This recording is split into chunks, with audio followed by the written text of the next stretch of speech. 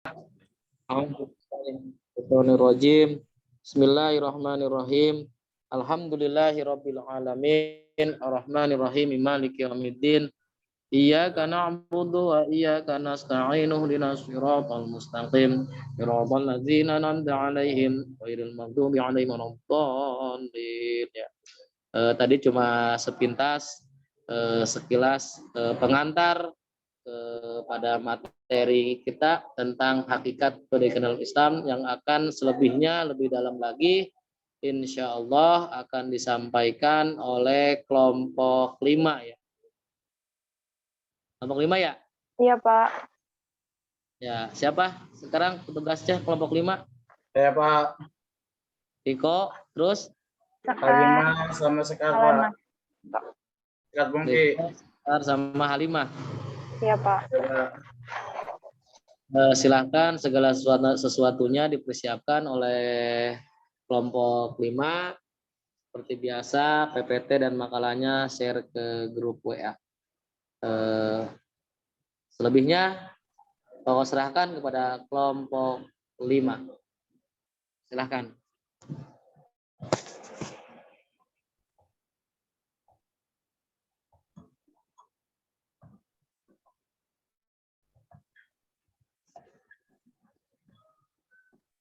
Bismillah.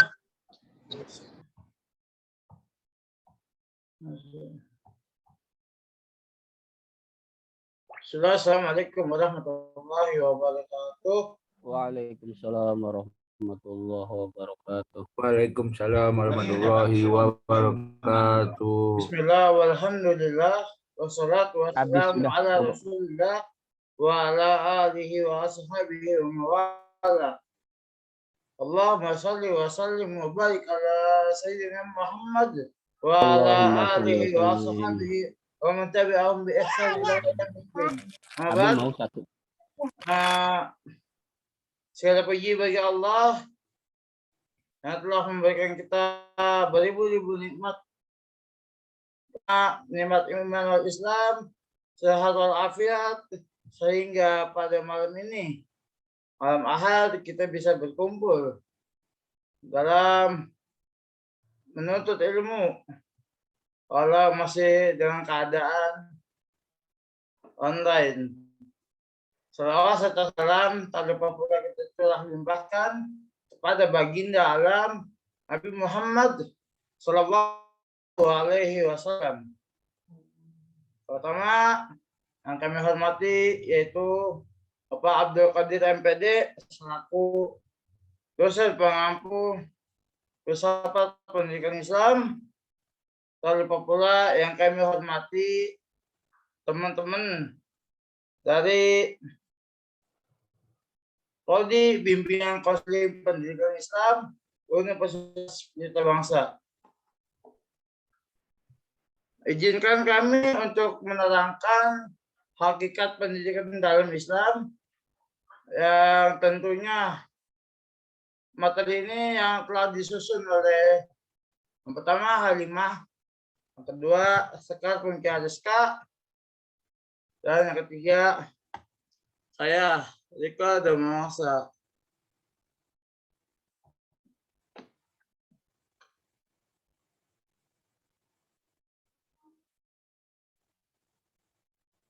Yang pertama, pengertian hakikat pendidikan dalam Islam. Usaha orang dewasa Muslim yang bertakwa secara sadar mengarahkan dan membimbing pertumbuhan serta perkembangan fitrah, kemampuan dasar anak didik melalui ajaran Islam ke arah titik maksimal pertumbuhan dan perkembangannya.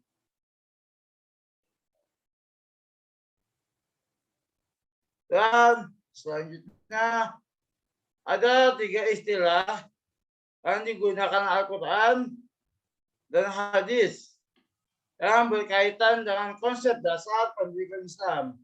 Pertama, al-ta'lim.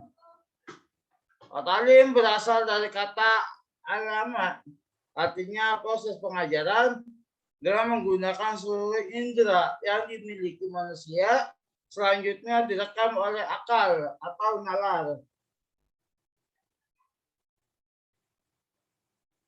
Menurut para ahli, salah satunya yaitu Abdul Fattah Jalal mengemukakan bahwa at-ta'lim adalah proses pemberian pengetahuan, pemahaman, pengertian, tanggung jawab, dan penanaman amanah sehingga terjadi penyucian atau pembersihan diri manusia dari segala kotoran yang menjadikan diri manusia itu berada dalam suatu kondisi yang memungkinkan untuk menerima al-hikmah serta mempelajari segala yang bermanfaat baginya dan tidak diketahuinya. Selanjutnya yaitu at-ta'dib. At-ta'dib adalah pengenalan dan pengakuan yang secara berangsur-angsur ditanamkan kepada manusia tentang tempat-tempat yang tepat dari segala sesuatu di dalam tatanan penciptaan sedemikian rupa sehingga membimbing ke arah pengenalan dan pengertian kekuasaan dan keagungan Tuhan di dalam tatanan wujud dan kebenarannya.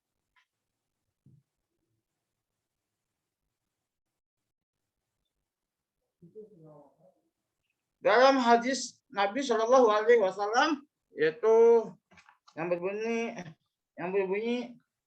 ada bani Rabbi fa'ahsana ta'dib. Tuhanku telah mendidikku dan telah membaguskan pendidikanku. Jadi dalam at-ta'dib itu sudah pengertiannya itu melalui hadis Nabi Shallallahu Alaihi Wasallam bahwa Nabi Shallallahu Alaihi Wasallam telah mengajarkan Rasulullah, Allah Subhanahu Wa Taala telah mengajarkan Rasulullah Shallallahu Alaihi Wasallam yaitu mendidik. Jadi Rasulullah itu diajarkan oleh Allah Subhanahu Wa Taala dan membaguskan pendidikanku, kata Rasul gitu. Yang ketiga, al-tarbiyah. Al-tarbiyah berasal dari 3 kata. Pertama, rabba yarbu yang berarti bertambah, tumbuh dan berkembang. Kedua, rabbiya yarba berarti menjadi besar. Ketiga, rabba yarubu berarti memperbaiki, menguasai urusan, membimbing dan memelihara.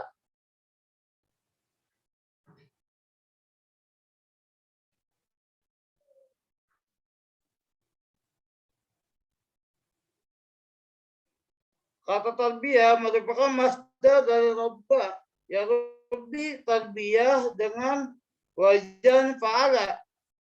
Ya fi'lu taf'ilan. Kata ini ditemukan dalam Al-Quran, surah Al-Isra.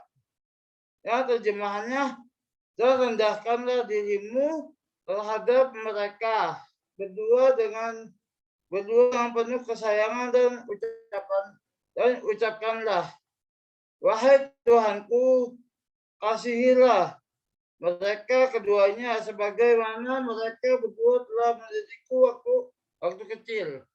Nah ini yang terakhir itu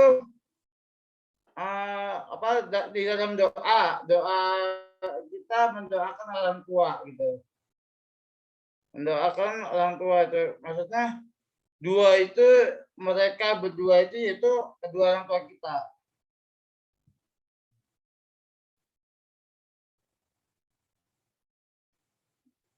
Kata tarbiyah digunakan untuk mengungkapkan pekerjaan tua yang mengasuh anaknya sewaktu kecil. Pengasuhan itu meliputi pekerjaan memberi makan, minum, pengobatan, memandikan, menyusui, mendidik, dan segala hal. Jadi dalam konteks ini tarbiyah itu adalah satu pekerjaan orang tua untuk mendidik anaknya gitu.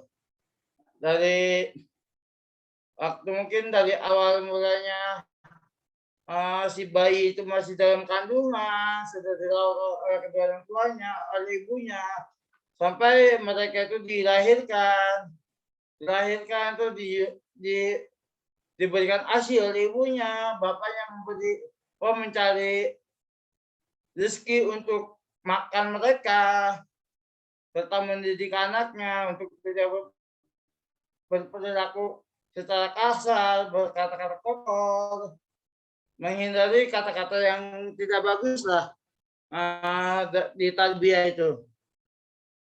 Dari ketiga asal kata di atas dapat disimpulkan bahwa pendidikan tarbiyah terdiri dari 4 unsur. Nah, jadi di tarbiyah ini dari kata 3 itu terdapat dari 4 unsur. Yang pertama, menjaga dan memelihara fitrah anak menjelang baligh.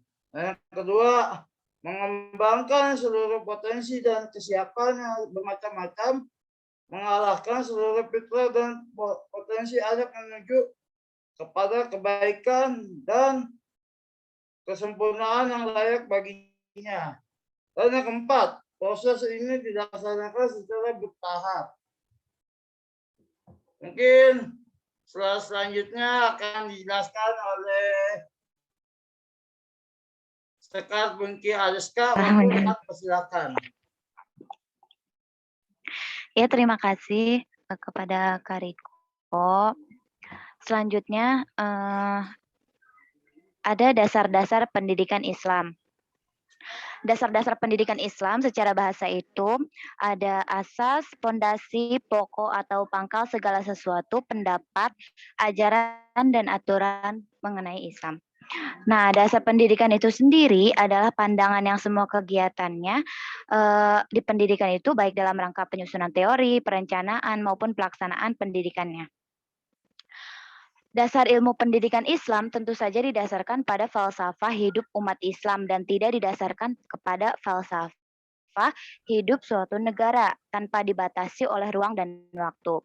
Ajaran itu bersumber dari Al-Quran, Sunnah Rasulullah, dan Ra'yu. Ra'yu itu hasil pikir manusia, bisa juga disebut itu.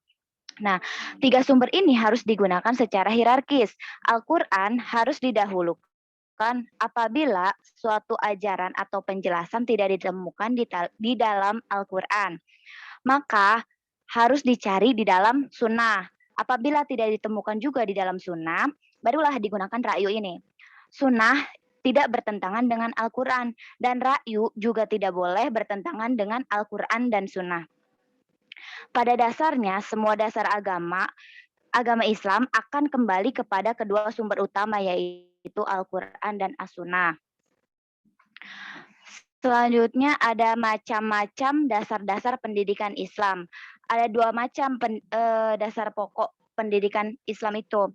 Yang pertama ada dasar-dasar dalam pendidikan Islam itu ada 2. Yang pertama itu dasar pokok dan tambahan. Yang kedua itu dasar operasional. Nah, yang pertama itu ada Al-Quran. Al-Quran merupakan kalam Allah Subhanahu wa taala yang diturunkan kepada Nabi Muhammad SAW dalam bahasa Arab yang terang guna menjelaskan jalan hidup yang bermaslahat bagi umat manusia baik di dunia maupun di akhirat. Petunjuk Al-Quran dikemukakan oleh Mahmud Shaltut dikelompokkan menjadi 3 pokok yang disebutnya sebagai maksud-maksud Al-Quran, yaitu pertama, petunjuk tentang akidah dan kepercayaan yang harus dianut oleh manusia dan tersimpul dalam keimanan akan keesaan Tuhan serta kepercayaan akan kepastian adanya hari pembalasan. Yang kedua, petunjuk mengenai akhlak yang murni dengan jalan menerangkan norma-norma keagamaan dan susila yang harus diikuti oleh manusia dalam kehidupan sehari-hari. Yang ketiga, petunjuk mengenai syariat dan hukum dengan jalan menerangkan dasar-dasar hukum yang harus diikuti oleh manusia dalam hubungannya dengan Tuhan dan sesamanya. Pengelompokan tersebut dapat disederhanakan menjadi 2, yaitu petunjuk tentang akidah dan petunjuk tentang syariah. Dalam menyajikan maksud-maksud tersebut, Al-Quran menggunakan metode-metode sebagai berikut. Mengajak manusia untuk memperhatikan dan mengkaji segala ciptaan Allah. Menceritakan kisah umat terdahulu kepada orang-orang yang mengerjakan kebaikan maupun yang mengadakan kerusakan.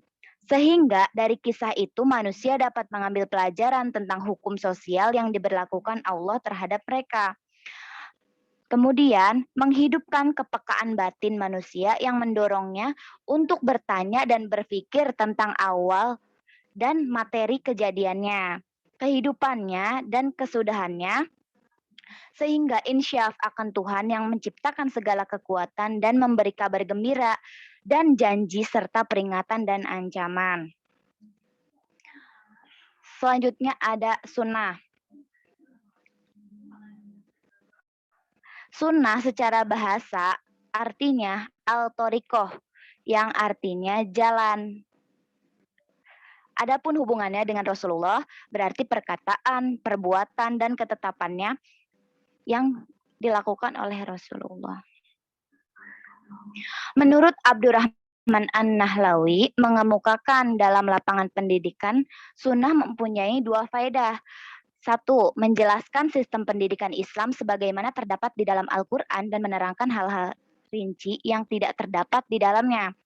Dua, menggariskan metode-metode pendidikan yang dapat dipraktikkan dengan adanya sunnah sebagai sumber hukum kedua setelah Al-Quran. Maka dalam pendidikan, apa yang dijelaskan Rasulullah baik berupa perkataan, perbuatan, maupun takrir akan menjadi sumber dasar dalam pendidikan, baik sumber sistem pendidikan maupun metodologi pendidikan Islam yang harus dijalani. Nah, yang ketiga ini ada ra'yu. Ra'yu itu salah satu cara umat Islam untuk menetapkan suatu hukum dari permasalahan-permasalahan kontemporer yang belum didapati di dalam Al-Quran dan hadis.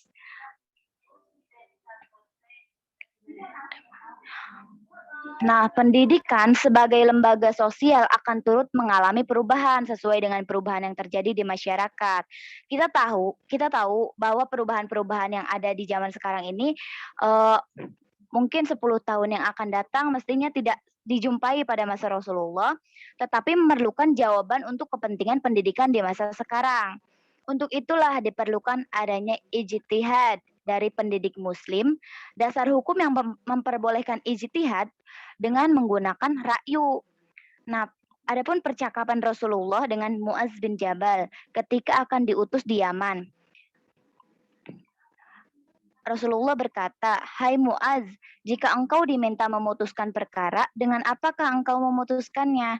Muaz menjawab, "Dengan kitab Allah Al-Quran." Maka Rasulullah bersabda kembali, "Kalau engkau tidak mendapatinya dalam Al-Quran itu, lalu bagaimana?" Kata Muaz, "Dengan sunnah Rasulullah." Rasulullah bersabda kembali, "Jika engkau tidak mendapatinya di situ, lalu engkau akan mendapatnya di mana?" Muaz menjawab lagi, "Saya berijtihad dengan pendapatku dan tidak akan kembali." Nah, ijtihad ini pada dasarnya merupakan usaha sungguh-sungguh seorang muslim untuk selalu berperilaku berdasarkan ajaran Islam. Maka jika tidak ditemukan petunjuk yang jelas di dalam Al-Quran ataupun sunnah tentang suatu perilaku seorang muslim, itu akan mengerahkan segenap kemampuannya untuk menemukannya dengan prinsip-prinsip Al-Quran dan sunnah. Ijtihad pun sudah dilakukan para ulama sejak zaman sahabat Nabi. Namun, tampaknya literatur-literatur yang ada menunjukkan bahwa ijtihad masih terpusat pada hukum syara. Yang dimaksud hukum syara menurut Ali Hasbalah ialah proposisi-proposisi yang berisi sifat-sifat syariah seperti wajib, haram, dan sunnah yang disandarkan pada perbuatan manusia baik lahir maupun batin. Kemudian dalam hukum tentang perbuatan manusia ini tampaknya aspek lahir lebih menonjol ketimbang aspek batin. Dengan perkataan lain, fikih zahir lebih banyak digeluti daripada fikih batin. Karenanya, pembahasan tentang ibadah, muamalah lebih dominan ketimbang kajian tentang ikhlas, sabar, memberi maaf, merendahkan diri, dan tidak menyakiti orang lain. Ijtihad dalam lapangan pendidikan perlu mengimbangi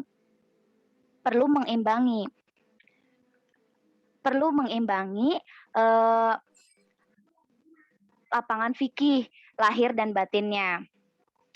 Nah, berdasarkan ra'yu sebagai dasar tambahan, sumber pendidikan Islam pada masa Khulafa ar-Rasyidin sudah mengalami perkembangan di mana selain Al-Quran dan As-Sunnah, perkataan, sikap, dan perbuatan para sahabat dapat dijadikan pegangan dasar pendidikan Islam.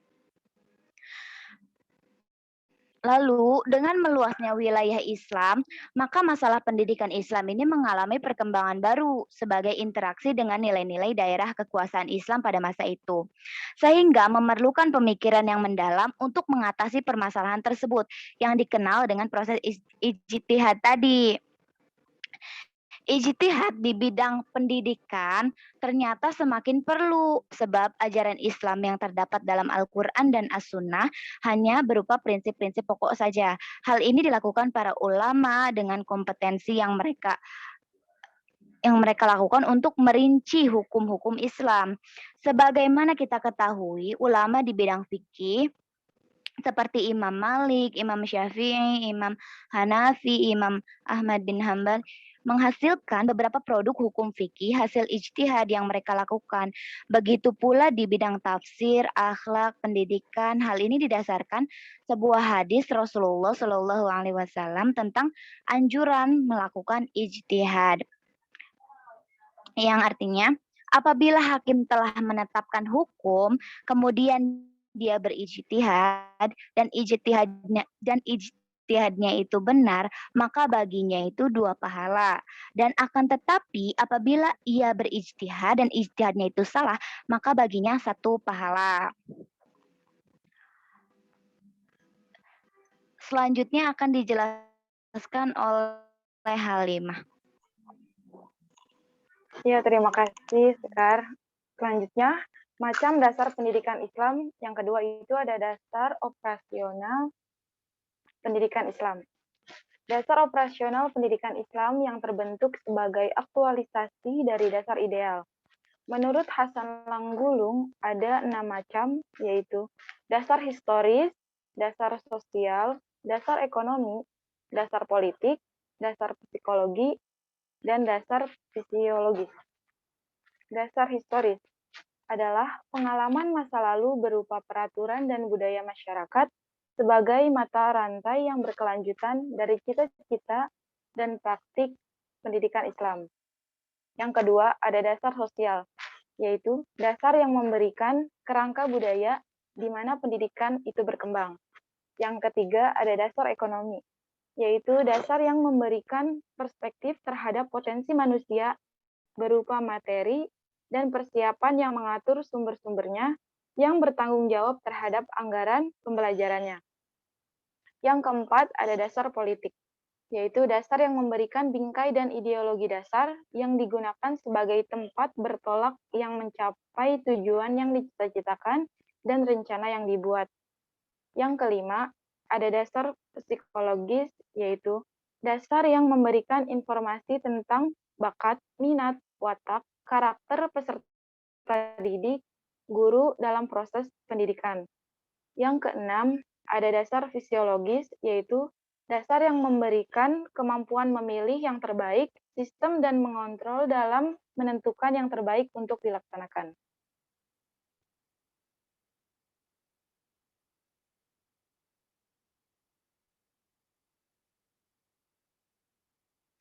Adapun kesimpulannya, pendidikan merupakan proses yang unfised karena perkembangan pendidikan sejalan dengan kebutuhan manusia ke arah yang lebih baik, sehingga perbaikan pendidikan terjadi mengikuti perkembangan kebutuhan yang terjadi pada masyarakat pengguna pendidikan. Dasar yang melandasi pendidikan Islam bersumber dari Al-Quran, As-Sunnah, dan Ra'yu.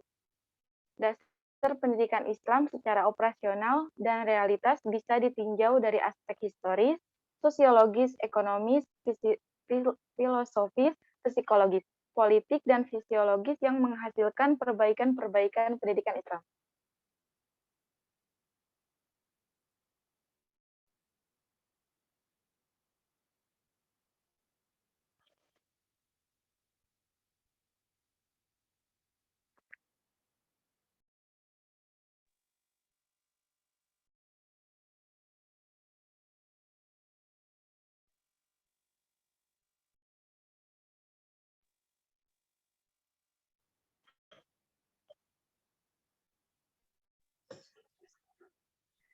Selanjutnya kita kembalikan kepada moderator Riko.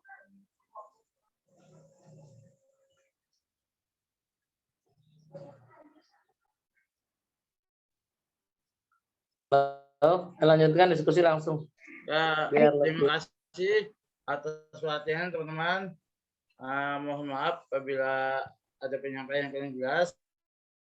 Silakan dipertanyakan dan insya Allah sesi pertanyaan kami buka.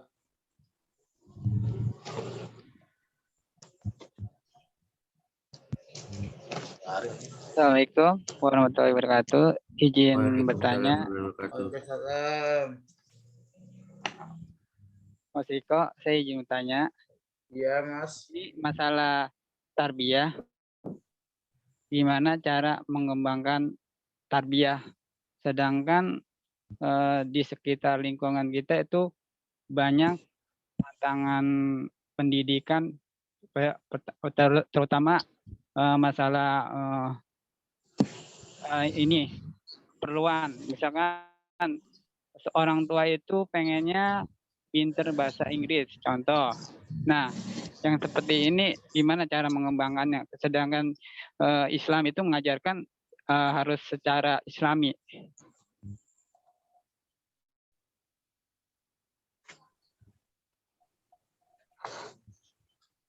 Ya, Jadi maksudnya itu, maaf bentar. Iya.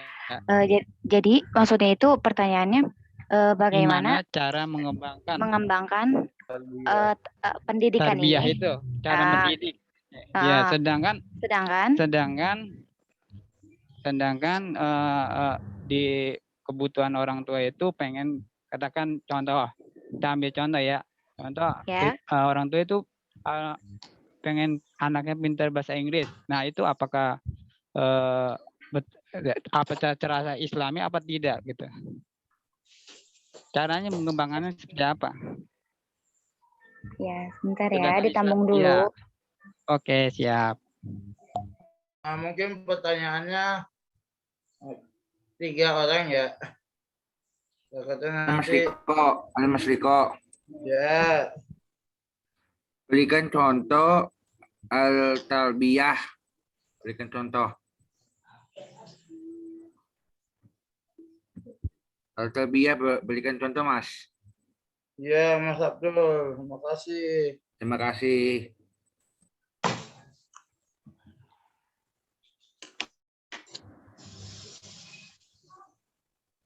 Saya ingin bertanya, Mas Riko, Ya, Mas. apa saja syarat untuk orang bisa berijtihad? Apakah orang bebas atau ada syarat-syaratnya untuk orang bisa berijtihad? Terima kasih. Ya, baik, makasih. Ya, untuk pertanyaannya kami tampung dulu. Dan ini sudah 3 pertanyaan.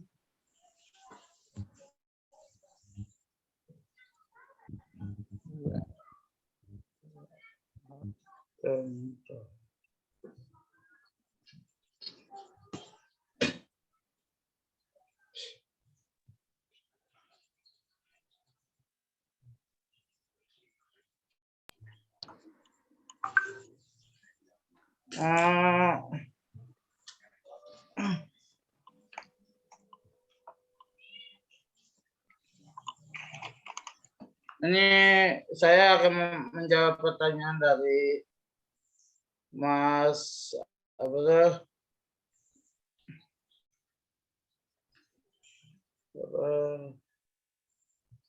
Tadi yang terakhir siapa tuh? Yang terakhir. Mas Adi kayaknya. Mas Adi ya.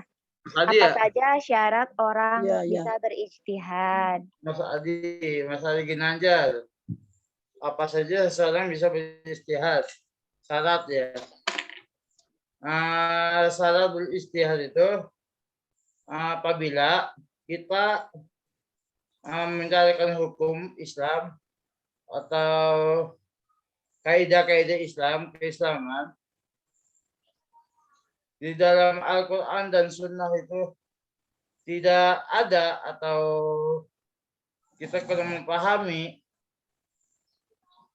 kita boleh beristihad. Jadi yang pertama itu istihad tersebut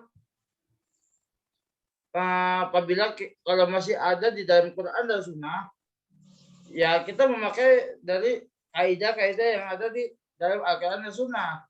Tetapi kalau di dalam Al-Quran dan Sunnah itu tidak ada, atau kita tidak memahami, contohnya gitu, contohnya itu seperti penentuan 1 Syawal.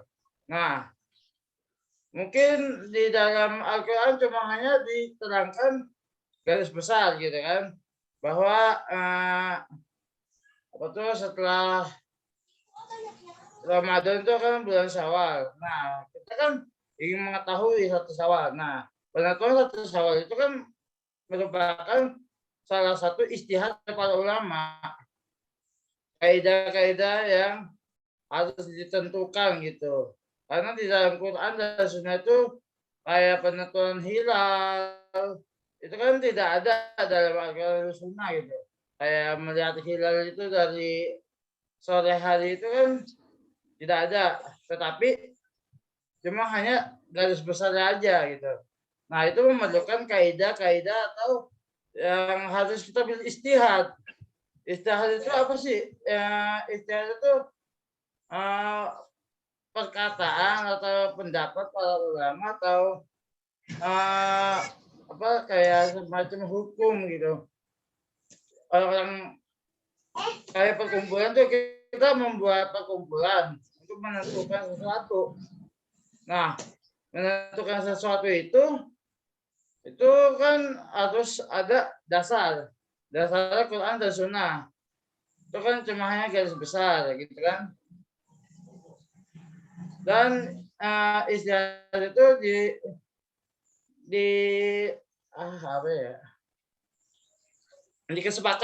disepakati oleh para ulama gitu.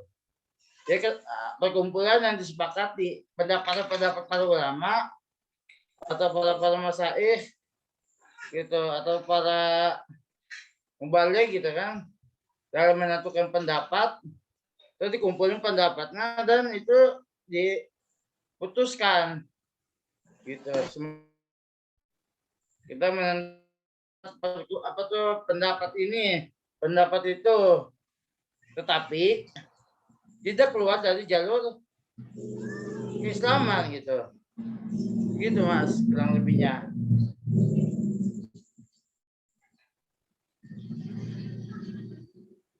Bisa dipahami Mas Adi Ginanjar? Iya, bisa. Nah, dan untuk orangnya sendiri, Mas Riko, untuk orangnya sendiri, orang yang bagaimana yang bisa beristihad? Orang yang seperti apa yang bisa beristihad itu? Mas.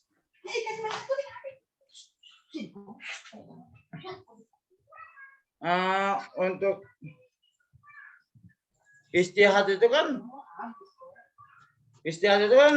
adanya di dalam kaidah keislaman. Kan waktu itu Mbak Sekar juga menerangkan bahwa istihad itu sudah ada di zaman Rasul, para sahabat gitu, mungkin zaman para sahabat tabiin. Nah, kan kata Mbak Sekar tadi kan yang menjelaskan bahwa kalau Rasulullah tidak berkata kan atau tidak ada dalam Al-Quran, apa yang harus dilakukan para sahabat?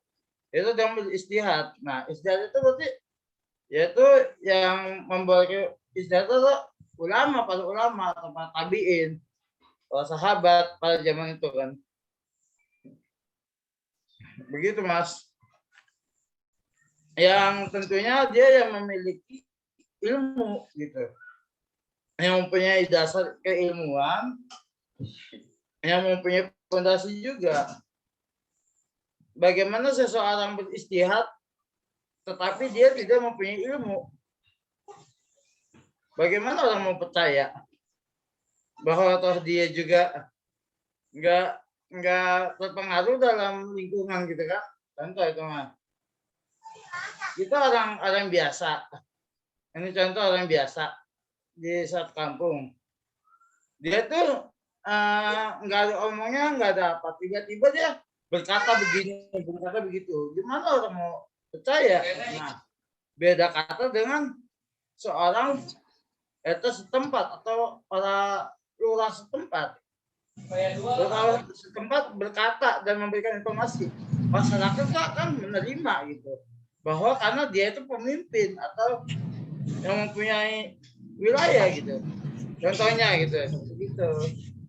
Kan kalau di Islam itu kan kita sahabat apa tuh apa Rasul sudah nggak ada, para sahabat udah wafat.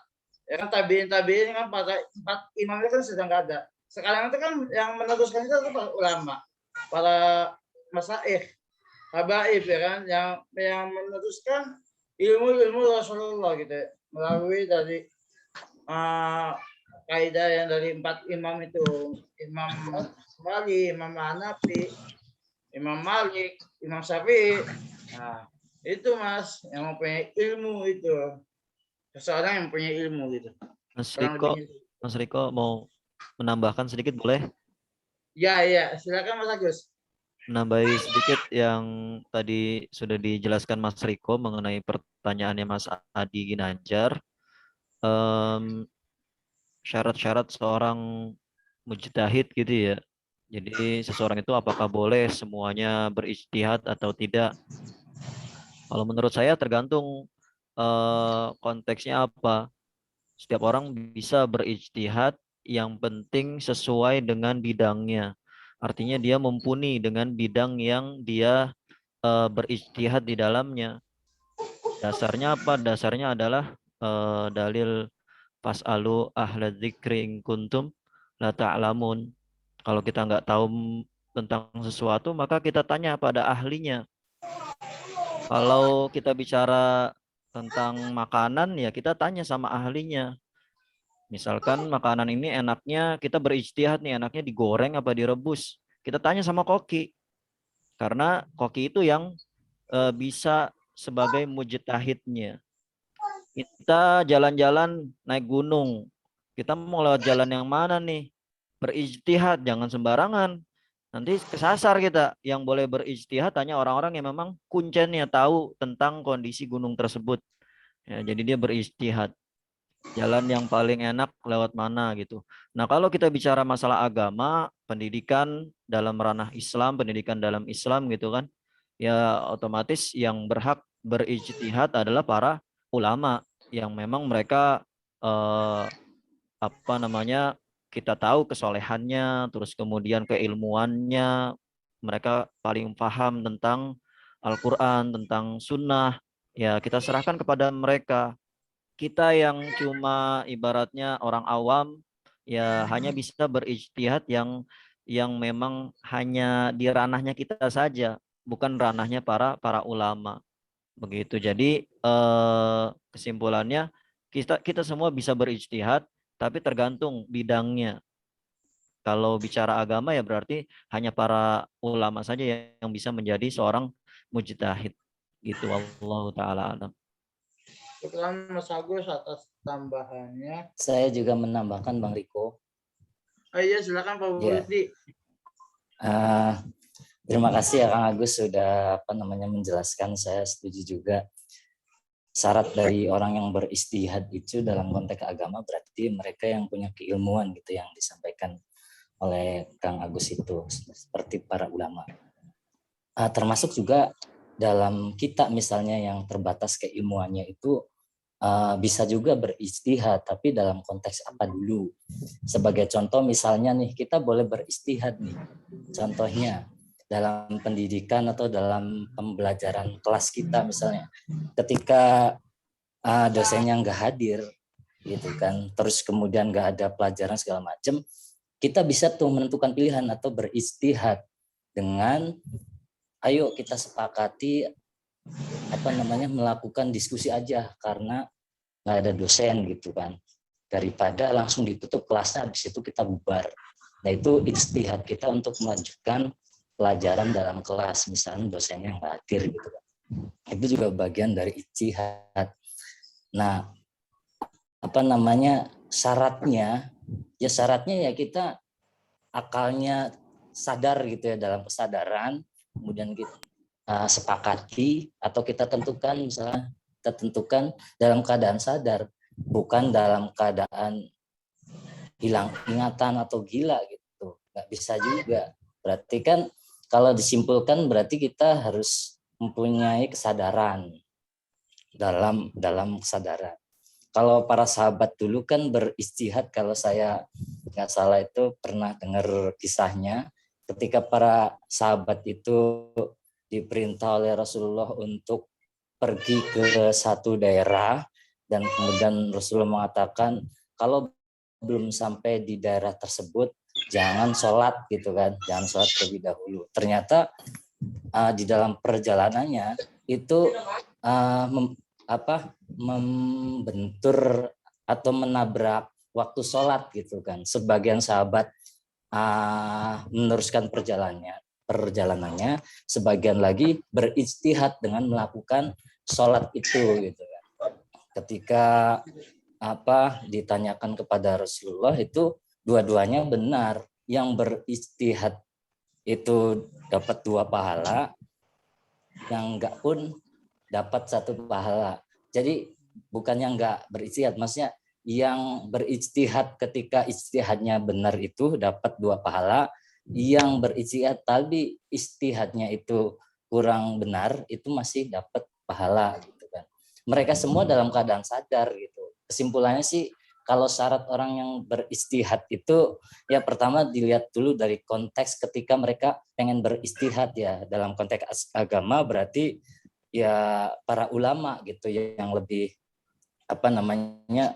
yang lebih disarankan untuk berijtihad. Tapi dalam konteks persoalan-persoalan kecil gitu kan, ya kita semua bisa berijtihad gitu.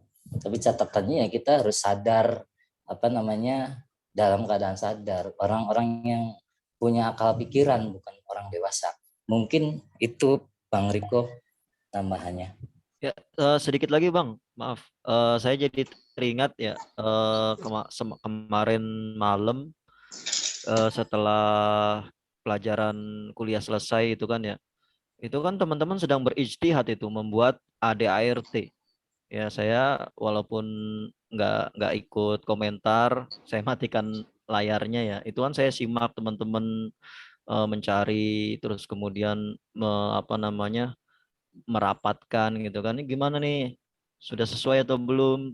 Sudah cocok atau belum gitu ya. Itu kan sampai malam, sampai jam berapa? Jam 11-an itu ya. Kalau nggak salah itu kan. Nah, itu kan namanya sedang berijtihad dalam ranahnya kita mahasiswa membuat himpunan gitu kan, ADART. Artinya kan kita juga bisa berijtihad seperti itu, Bang Riko. Iya, terima kasih Mas Agus, Mas Budi atas tambahannya. Intinya ijtihad itu adalah seseorang bisa menentukan atau memberikan pendapat gitu.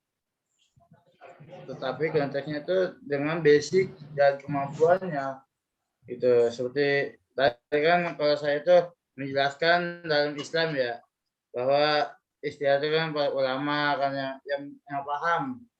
Mungkin kalau dalam konteks perkuliahan itu ya para mahasiswa, para dosen gitu yang bisa menempatkan seseorang di tempatnya gitu, yang mempunyai ilmunya gitu.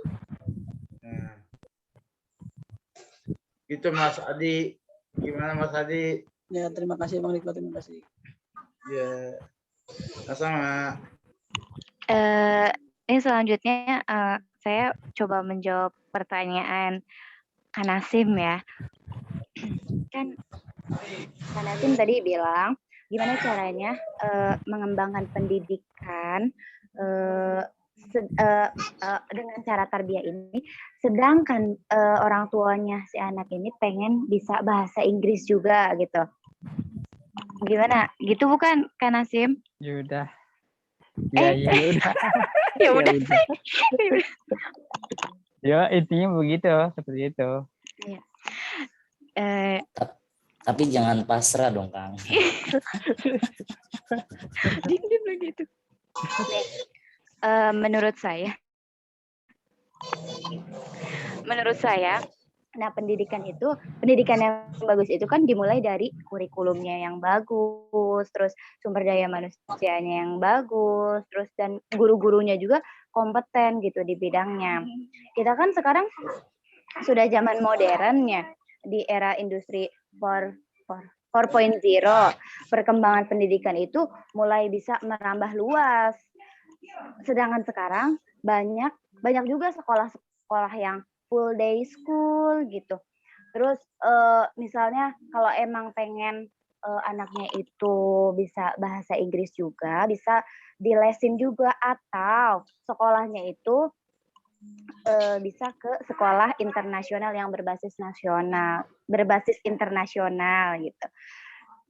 Menurut saya sendiri, kalau memang memiliki anak yang pintar bahasa Inggris itu bisa dimulai dari memasukkan anak itu ke pendidikan yang lebih internasional dengan cara misalnya di dalam sekolahnya itu kayak seperti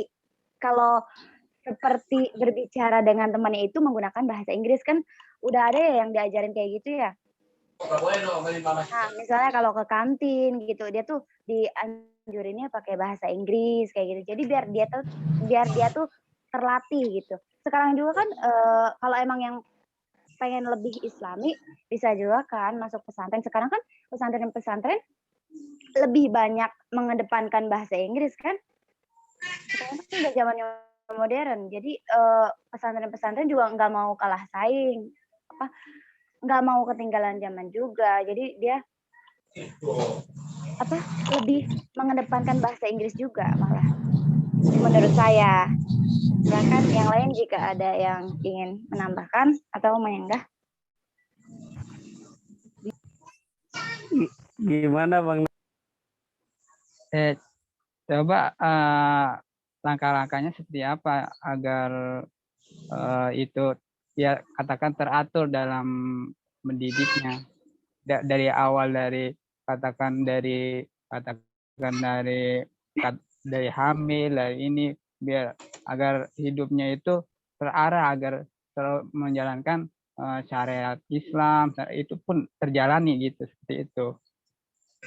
Nggak cuma hanya pinter ngoceh dalam bahasa Inggris aja, dalam arti harus terjalani, itu bisa, itu Islam ada gitu. Maksud saya begitu, langkah-langkahnya seperti apa dari awal, dari ini seperti apa langkah-langkahnya. Langkah-langkahnya. Iya, langkah-langkah apa? Awal-awalnya. Mbak lebih dispesifikin lagi pertanyaannya, jadi ngebelit-belit, saya juga pusing. Ya, begini aja dah, biar Ya, lengkapnya. gimana aja dah, gimana? Ya, langkah-langkah awalnya untuk agar anak itu biar perjalanannya selalu Islami gitu, menjalankan syariatnya. Contohnya kita emang perlu bahasa Inggris, cuma harus secara Islami gitu. Itu langkah-langkahnya awal-awal seperti apa, dari misalnya dari orang tuanya lahir, proses seperti apa gitu. Kan ada awal-awalnya. Iya. Jadi mungkin dari pas masih dalam kandungan gitu. Iya. Cara mendidiknya maksudnya. Iya, tadi kan dibilang dari masih dalam hamil gitu. Iya, caranya seperti apa?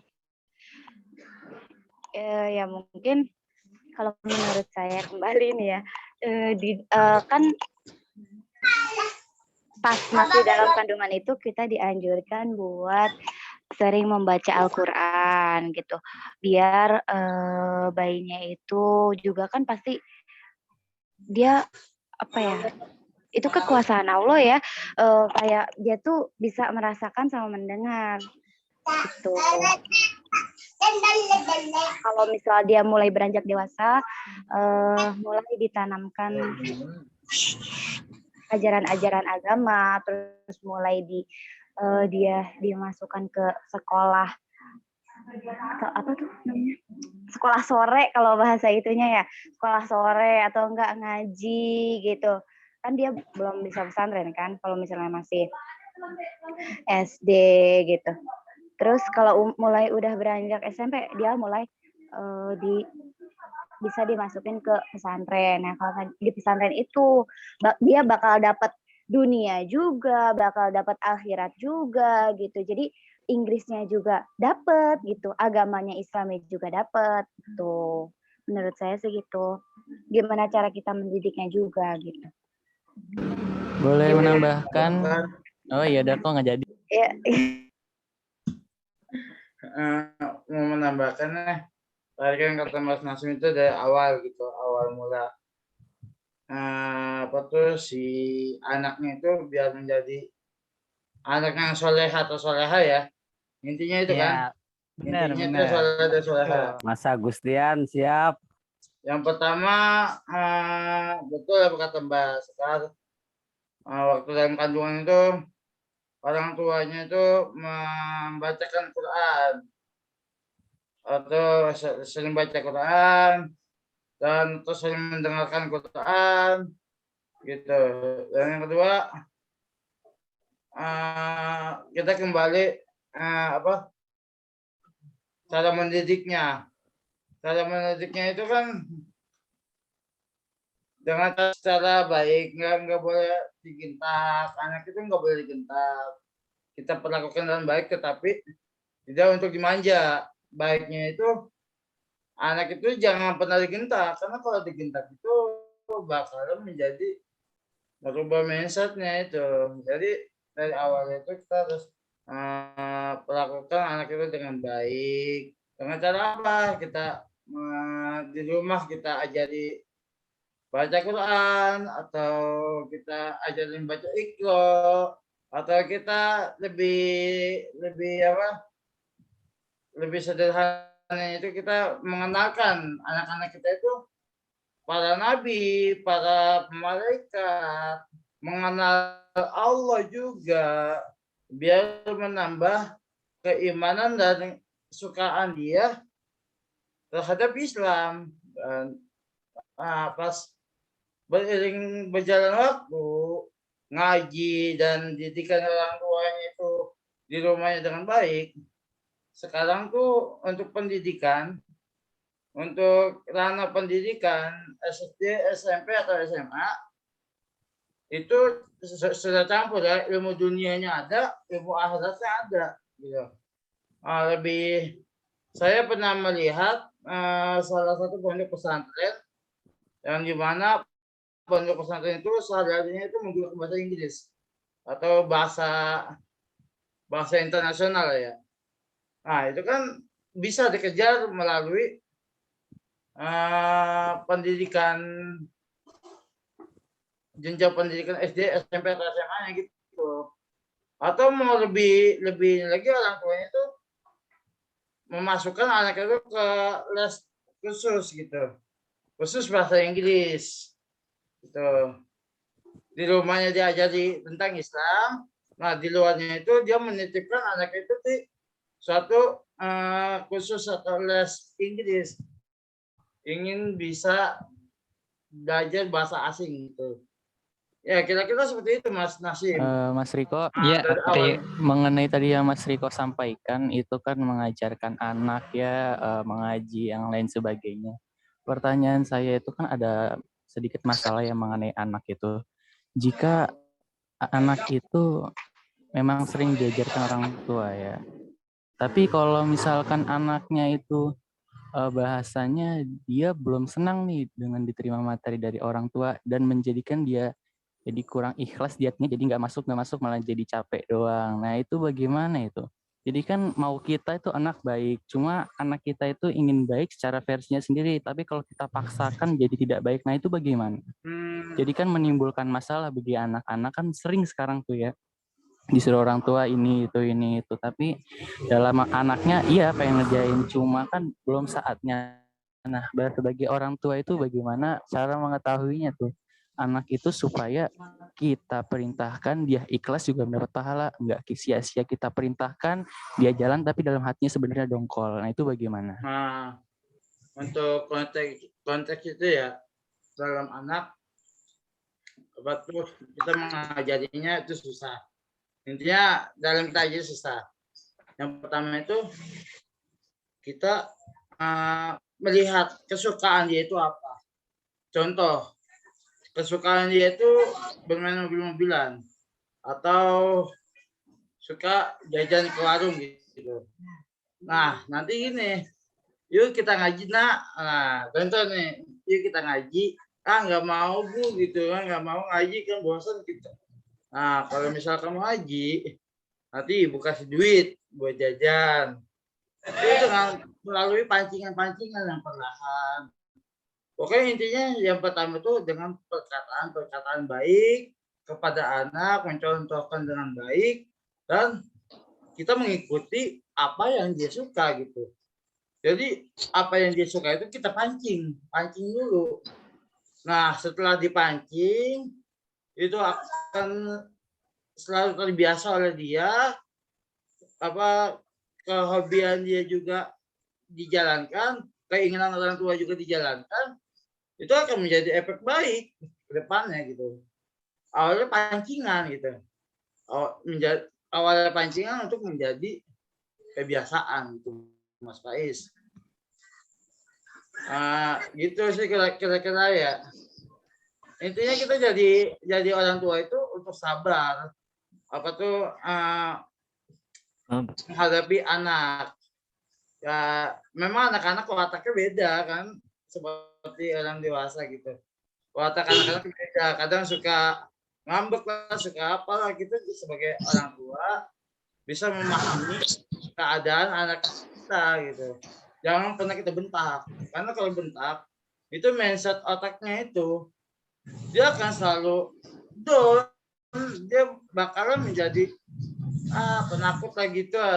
Jangan, tetapi kita ajari dengan baik, dengan perlahan, bersabar, kita minta sama Allah gitu ya. Kurang gitu Mas Riko, saya izin menambahkan Mas Riko. Padahal. Mengenai pertanyaannya Mas Nasim tadi, bahasa Inggris ya. Sebenarnya sih nggak ada yang salah kalau seandainya ada orang tua yang kepingin anaknya itu pinter bahasa Inggris. Cuma yang perlu kita perhatikan sih kalau menurut saya itu mengenai skala prioritas sama porsinya. Kita prioritaskan dulu agamanya tentunya ya. Karena kan kalau bahasa Inggris kan itu ilmu dunia. Misalkan dari kandungan kita sudah kita tanamkan dulu nilai-nilai agamanya, dari mulai tauhidnya, keyakinannya, gitu kan, fitrahnya dia sebagai seorang muslim. Bahasa Inggris nanti dulu, nggak mungkin bayi kita ajarin bahasa Inggris juga nggak bakalan paham kan ya. Nah nanti sejalan dengan seiringnya waktu, kalau memang mau belajar ilmu dunia, salah satunya bahasa Inggris ya, matematika, ya kita lihat bakatnya gitu. Kalau kata Mas Faiz tadi kan kita memang nggak bisa kita paksakan, kita lihat bakatnya. Bakatnya apa? Kalau emang dia seneng sama bahasa Inggris nggak apa-apa, kita support. Yang penting kita selalu kita arahkan, terutama masalah niat. Ketika kita ingin mempelajari ilmu dunia, niatkan itu untuk akhirat. Misalkan belajar bahasa Inggris untuk apa? Untuk dakwah nantinya nak. Kalau misalkan sudah jadi dai, ya dakwah ke negeri-negeri orang kafir. Ya berdakwah, karena nggak mungkin pakai bahasa Indonesia, pakai bahasa Inggris kayak Zakir Naik misalkan gitu kan ya. Nah, kan berdakwah ke keliling dunia misalkan, atau dia memang minatnya ke teknik, nggak apa-apa kita support gitu kan. Dengan kan orang kan nggak harus jadi dai untuk bisa masuk surga kan ya. Jadi seorang mekanik pun dia bisa, tapi kita arahkan jadi dia belajar ilmu dunia itu tujuannya adalah akhirat gitu. Jadi nggak masalah belajar bahasa Inggris kalau memang ada minat di anaknya belajar bahasa Inggris, tapi tetap porsinya harus disesuaikan, agama lebih diprioritaskan. Dan banyak kok insya Allah pondok-pondok kayak yang tadi Mas Riko bilang ya. Saya sendiri punya teman lulusan Gontor, itu di Gontor di sana ada bahasa Inggrisnya, ada bahasa Arabnya, bahkan terkenal pondok Gontor itu lulusannya itu pandai bahasa Inggris, pandai bahasa Arab, karena memang zaman sekarang itu sangat diperlukan ya bahasa Inggris, terutama kalau kita mau berdakwah sama orang-orang Inggris gitu kan, sama orang-orang Barat gitu kan ya. Mungkin itu tambahan dari saya, Mas Eko. Ya, ini ada satu pertanyaan yang belum dijawab, yaitu pertanyaan Mas Abdul Khalid. Ya, tadi kan contohnya itu. Ya, silakan. Saya mau menjawab kayak pertanyaan contoh al-tarbiyah ya. Mungkin kalau kita bisa kita mengingat kata-kata yang tadi udah dijelasin sama Sekar, Riko sama Kak Agus, itu bisa jadi contoh al-tarbiyah bukan sih, kayak sikap al-tarbiyah gitu, kayak yang tadi seperti menumbuh kebangkitan potensi yang dimiliki anak, terus mengarahkan anak ke arah yang lebih baik, kayak masukin dia dari ke pesantren gitu. Gimana kalau menurut teman-teman yang lain? Iya, itu namanya tarbiyah. Pendidikan gitu, pendidikan. Berarti masih nyambung ya sama yang pertanyaan Abdul Khalid ya. Tadi yang contoh tarbiyah kan? Oke. Gimana? Jadi tarbiyah itu pendidikan di usia dini gitu. Bukan, jadi tarbiyah itu pendidikan. Pendidikan, jadi nggak dikhususkan untuk usia dini. Berarti untuk di usia balik, sudah balik, itu berarti masih bisa disebut dengan tarbiyah. Ya, bisa. Tarbiyah itu kan berarti kan pendidikan, ya kan, tarbiyah itu kan pendidikan. Nah, dalam makalah itu kan tarbiyah itu berarti dijelaskan itu hanya sampai usia balik. Berarti kalau sudah usia balik semasa kita ini, nah ini masih disebut dengan tarbiyah atau bukan? Kan tarbiyah pendidikan. Ya.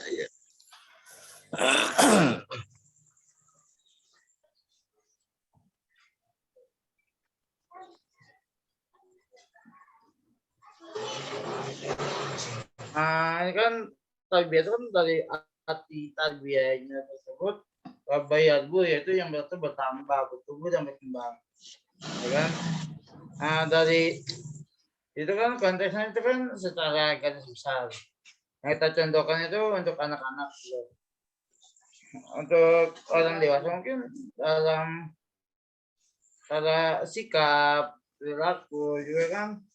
Ya kan kita sebagai manusia itu kan enggak selamanya dia itu selalu baik atau enggak selamanya dia itu selalu buruk.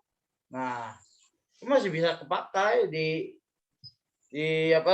kalangan remaja atau kalangan orang dewasa gitu kan, yang menjadi besar.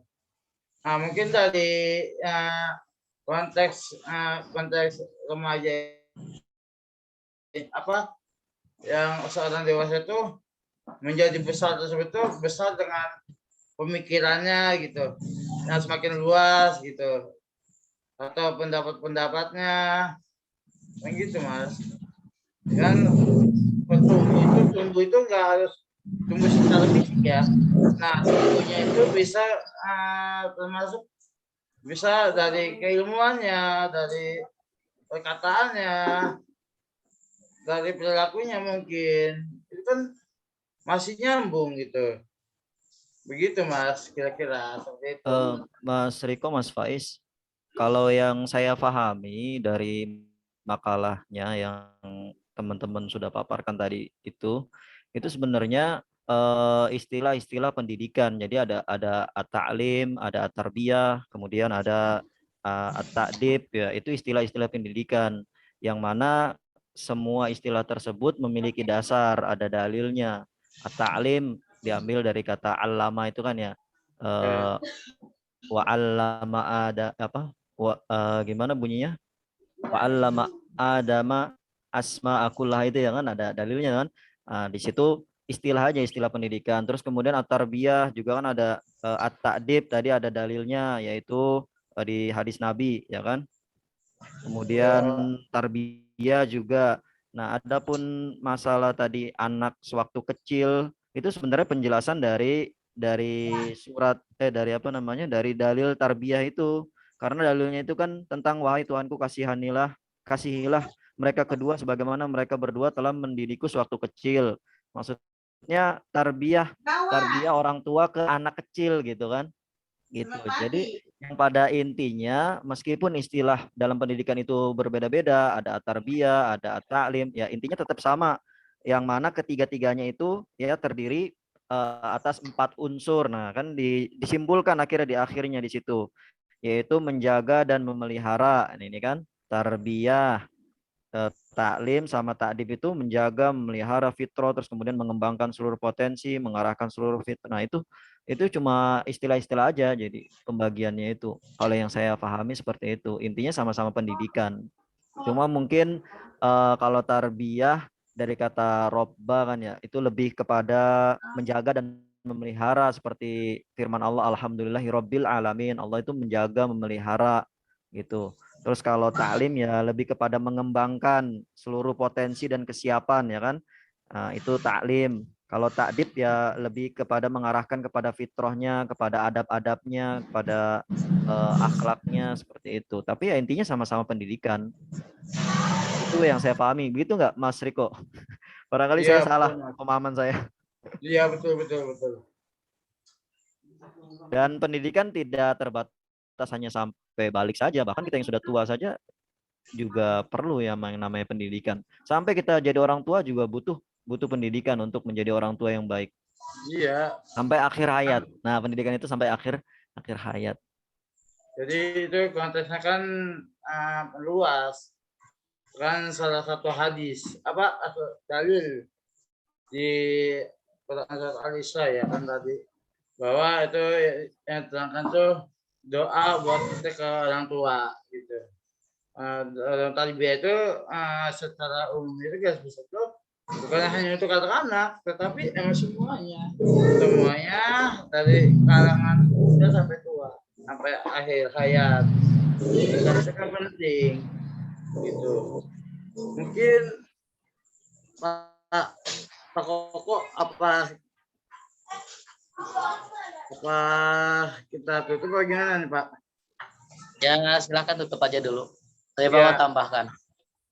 Atau ya cukup ya dari kelompok kami, karena ini ada waktu sedikit lagi buat Pak Koko menjelaskan juga ya. Mohon maaf apabila dari kelompok kami memiliki kekurangan segi bentuk penerangan atau jawabannya, karena kami manusia biasa. Kalau itu ada benarnya datang dari Allah Subhanahu wa taala. Kalau itu salah karena kami adalah manusia biasa yang memiliki kesalahan, kehilapan dan kekurangan. Akhirul kalam. Assalamualaikum warahmatullahi wabarakatuh. Waalaikumsalam warahmatullahi wabarakatuh. Ya. Assalamualaikum warahmatullahi wabarakatuh. Waalaikumsalam warahmatullahi wabarakatuh. Waalaikumsalam. Baik, sebagai di awal, sudah sampaikan bahwa ketika bicara pendidikan, kedengaran nggak? Kurang keras. Kita bicara pendidikan itu tidak akan tuntas dan tidak akan puas, karena ketika bicara pendidikan berarti bicara tentang manusia. Ya, suatu peradaban itu bisa dilihat dari pendidikannya. Kemajuan bangsa dan negara bisa dilihat dari kemajuan di bidang pendidikannya, karena keterberkaitan dengan kualitas sumber daya manusia. Makanya tidak akan tuntas-tuntas pembahasan pendidikan ini. Tadi dijelaskan bahwa pendidikan menurut konsep Al-Quran ada istilah taklim, ada istilah ta'dib, ada istilah tarbiyah. Nah, semua itu ya sumbernya dari Al-Quran. Sebenarnya kalau sebelum Bapak menyampaikan penjelasan tadi yang sudah dibahas oleh kelompok 5 mengenai konsep pendidikan berdasarkan Al-Quran, ya, Pak Wal lebih tertarik. Sebelumnya Pak Wal ingin bahas dulu arti pendidikan itu apa. Ya. Jadi arti pendidikan itu apa sebenarnya? Ya, kalau misalkan tahu arti pendidikan, Pak Wal kutip dalam bukunya Prof. Tafsir, ya, arti pendidikan itu kan usaha membantu atau menolong manusia menjadi manusia. Itu sudah dipikirkan oleh orang Yunani 600 sebelum Masehi lalu. Nah, ini kan menarik. Jadi kalau arti pendidikan itu usaha membantu manusia menjadi manusia, dengan artian tujuan mendidik, tujuan pendidikan adalah dengan sangat ngefans dengan kata-kata tujuan pendidikan itu pada hakikatnya simpel saja, memanusiakan manusia. Makanya apapun tujuan pendidikan nanti secara operasionalnya tujuannya untuk memanusiakan manusia. Makanya harus mendekati pendekatan humanis nanti ke depannya. Nah, yang harus dibahas itu kan ada kata manusia dan kata membantu. Nanti kalau tadi dijelaskan pendidikan adalah usaha sadar dari pendidik, masalah didik itu lebih ke teknis, ke hal-hal ketika sudah masuk ke ruang lingkup sekolah. Baik itu sekolah tingkat dasar atau menengah. Seperti itu. Nah, kembali lagi kepada tujuan pendidikan. Jadi kita harus tahu dulu nanti kan, apalagi kalian itu mahasiswa kuliah di jurusan BKVI. BKV ini identik dengan bimbingan konseling. Nah, bimbingan konseling berarti harus memahami karakteristik atau secara psikologis peserta didik. Ya, karena manusia itu unik, semua potensi manusia itu berbeda-beda, tidak ada yang sama. Ada manusia atau siswa yang menonjolnya di bidang akademik atau di bidang bakatnya misalkan ke olahraganya atau yang lainnya. Nah, ini kadang menjadi permasalahan pendidikan di kita. Apalagi dengan jumlah mata pelajaran di sekolah menengah itu juga jadi masalah tersendiri. Kemarin kebijakan Menteri Pendidikan UN dihapuskan karena membuat peserta didik atau siswa menjadi stres ketika menghadapi UN. Akhirnya Menteri Pendidikan juga mengeluarkan kebijakan Merdeka Belajar. Nah, Merdeka Belajar ini ya dituntut siswa, guru, ya sekolah, ya itu supaya berusaha sekreatif mungkin, seinovatif mungkin untuk mengembangkan pendidikan sesuai dengan tujuan yang sudah ditetapkan oleh lembaga pendidikan tersebut. Nah, kembali lagi ke arti pendidikan. Nah, kalau bicara arti pendidikan, tadi ada kata membantu manusia menjadi manusia. Nah, manusia itu sendiri, ya sebenarnya kan ciri-ciri manusia itu apa? Nah, Prof. Tafsir menjelaskan syarat-syarat manusia. Ini bukan Pak yang bilang. Pak cuma mengutip Prof. Tafsir. Syarat-syarat menjadi manusia itu ada 3. Yang pertama itu memiliki kemampuan dalam mengendalikan diri. Nah, kalau memiliki kemampuan mengendalikan diri berarti berbicara tentang emosi, bisa menahan, bisa mengendalikan dirinya supaya dia menjadi manusia. Kalau kelewatan, kalau terlalu serakah, ya bisa jadi kalau manusia terlalu serakah bisa jadi itu bukan manusia, itu sifat binatang, kan begitu. Seperti apa ya? Yang mengendalikan diri ini makanya ada orang ya di kita dikenal dengan emotional quotient ya. Sekarang pendidikan kalau sebab tujuannya IQ, pengetahuan, ya itu sudah mulai ditinggalkan karena ternyata ada dimensi lain atau hal-hal lain yang bisa dikembangkan potensi anak, yaitu pertama education, bahkan kesananya nanti ada spiritual. Nah, nanti ada keterkaitannya dengan arti pendidikan yang tadi dijelaskan dalam menurut kelompok 5 yang berdasarkan konsep Al-Quran, At-Ta'lim, At-Tadib atau At-Tarbiyah. Itu yang pertama, itu mampu memiliki pengenalan dirinya, memiliki kemampuan dalam mengendalikan diri. Ya, kalau dalam pengenalan diri ya jelas.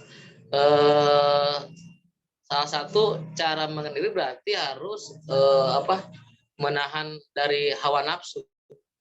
Kalau bicara menahan hawa nafsu, ya di agama kita ya sudah dijelaskan kalau ingin gak kuat nahan nafsu ada caranya. Kosongkan perutmu kan begitu. Kalau kosongkan perutmu berarti bicaranya puasa. Makanya di agama kita ya semuanya udah lengkap. Terus yang kedua itu cinta tanah air. Ya. Yang ketiga berpengetahuan. Ya kalau cinta tanah air yaitu dengan civic education lah. Ya bicara manusia itu pasti bisa dihubungkan dengan kalau cinta tanah air berarti cinta tempat tinggalnya. Itu manusia karena manusia ya tidak terlepas dari tempat tinggalnya juga. Terus yang ketiga itu berpengetahuan. Jadi ciri manusia itu berpengetahuan. Karena objek pendidikan itu manusia, bukan batu. Kenapa bukan batu? Karena batu tidak mungkin menjadi manusia. Tapi kalau manusia itu bisa menjadi manusia yang seutuhnya, yang sempurna lah. Ya sebagaimana Allah sudah menggambarkan bahwa manusia itu makhluk yang utama, yang diistimewakan, yang paling mulia, yang paling utama di antara makhluk-makhluk Allah yang telah Allah ciptakan. Nah, lanjut untuk kemampuan IQ atau memiliki kemampuan pengendalian diri, ini harus apa? Ya tujuannya dalam pendidikan yang memiliki akhlak mulia. Akhlak mulia ini ya berarti ihsan, akhlakul karimah. Kalau bisa mengendalikan diri berarti memiliki akhlak yang mulia. Jadi tujuannya sebenarnya dalam arti diri itu untuk mewujudkan manusia menjadi manusia yang berakhlak mulia atau akhlakul karimah. Ketika dihubungkan dengan ciri yang kedua, ya berarti manusia itu harus selain memiliki akhlakul karimah harus cinta tempat tinggalnya, cinta tanah airnya, berarti jangan merusak alam. Contoh ya tidak membuang sampah sembarangan, jangan coret-coret tembok, ya jangan mengganggu ketenangan keluarga, itu kan ciri manusia. Kalau misalkan yang usil kan itu bukan ciri manusia. Ya gitu. Ya kalau misalkan manusia atau ada orang yang benci akan tanah kelahirannya, akan bangsanya, ya dia mau tinggal di mana? Kalau nggak kecinta sama Indonesia, misal mau tinggal di mana? Kalian tinggal di Indonesia, kadang banyak rakyat ya di Indonesia menjelekkan bangsanya sendiri, malah mengagungkan ya passion atau bangsa yang lain. Ini kan sangat ironis juga. Nah ini makanya Prof. Tafsir mungkin menjelaskan bahwa ciri manusia itu adalah salah satunya mencintai tanah keluhurannya. Ya. Tanah airnya dalam artian tidak merusak, kalau bisa memberikan apa yang sudah diberikan kepada tanah airnya, seperti itu. Terus yang ketiga ciri manusia itu berpengetahuan, atau ya berpengetahuan ini ya IQ itu tujuannya apa? Supaya berpikir benar. Berpikir benar berarti ya tidak salah. Ya, tujuan berfilsafat ini kan melatih kita untuk berpikir benar. Ya, tadi kalau berpikir benar dalam arti filsafat itu sendiri kan mencintai kebenaran, mencintai kebijakan, kebajikan, berarti kebenaran itu ya bisa kalau berdasarkan filsafat ya kalau pendidikan yang baik bagaimana, misalkan tadi kalau Gontor tadi disebutkan itu lebih pendidikannya lebih mengedepankan kebahasaannya. Justru karena Gontor lebih mengutamakan atau memfokuskan pendidikannya ke bahasa, contohnya itu lebih berhasil kelihatannya daripada pendidikan yang semuanya direngkuh gitu.